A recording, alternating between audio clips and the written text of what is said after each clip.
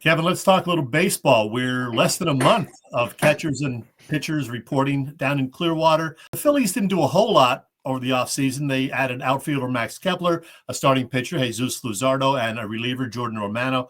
Is there more to come? What should we expect from the Phillies this year? I think they're going to probably save whatever assets they have for a trade deadline move. And that involves giving Alec Bohm a shot to kind of reclaim himself this year. Luzardo's a big pickup. I actually like the Luzardo pickup. Yeah. And it prevents them from having to sweat out the Taijuan Walker thing like they did last year. It does kind of open the door, too, for Ranger Suarez to get moved, if not in spring training, then maybe at the trade deadline or whatever, if they feel like that they could survive without him, and they're going to lose him in free agency next year. And obviously with him going to Boris, it's probably a pretty good indication that they're going to lose him. I think they're fine. I know because they didn't make the splashy move, and I know, I think their bullpen is a little bit of a concern. Jordan Romano is somebody who has had closing experience, but the problem is he's coming off of a major injury, and you're trying to get a reclamation project, and sometimes they work and sometimes they don't. I think they are probably the best team in the division. The Mets still have pitching issues.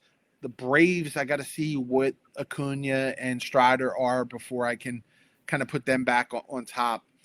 But they're behind the Dodgers, and there's little doubt about that. But the problem is, guys, get to October, and we've learned this the last 3 years. Get to October, and it's a crapshoot. I know the Dodgers won, and I know the Yankees won. They were the big markets and everything. But it's a crapshoot on the way how everything falls. If the Brewers hold on in the ninth inning in Game 3 in Milwaukee, the Phillies are probably in the World Series last year because I think they match up well against the Dodgers. Hey, Kevin, before we run out of time, we have to talk about your Hall of Fame ballot. Yeah. You've been a voter for a long time. Pretty solid this year. I can't even argue with you much like I did last year. You're one of the rare people that didn't argue with me. Look, Suzuki, I know, is going to be unanimous. CC should be in. I think Billy Wagner, and I've been a long-time Billy Wagner advocate because his numbers in the regular season, I know everybody goes, oh, my God, his postseason is just awful. And no, his numbers in the regular season are all-time great. Yeah. And he really didn't pitch for teams that had great postseason shots anyway. If you go back to the Houston years and, his 1 year with the Mets, or his 2 years with the Mets, rather.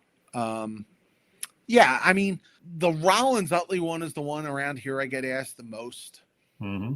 And I voted for both. I think Jimmy's numbers, if you compare them to Barry Larkin, are pretty favorable, and Larkin's in the Hall of Fame, so I'm going to go and give him the benefit of the doubt on that one. Chase is not a traditional numbers guy, but the analytics, I view Chase in the same way that I view Don Mattingly, that he was so dominant in his position for 5 years. Now, did it translate to 10, which is normally the Hall of Fame standard? No, but he was the best. He was among the top 5 players in his sport for 5 straight years, and injury kind of sidelined him.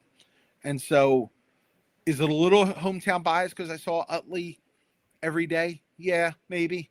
But I know there's a case to be made for Chase to at least hang on the ballot, and that's kind of where I went with him.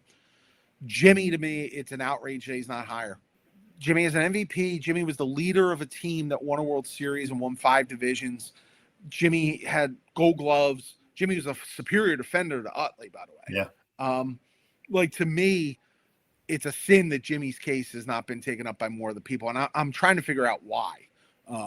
Maybe because his attitude to some people was a little too smug. And look, as much as I hate to say it, my colleagues sometimes vote on who they like and who they don't like. Mm-hmm. And I think that's part of it with Jimmy.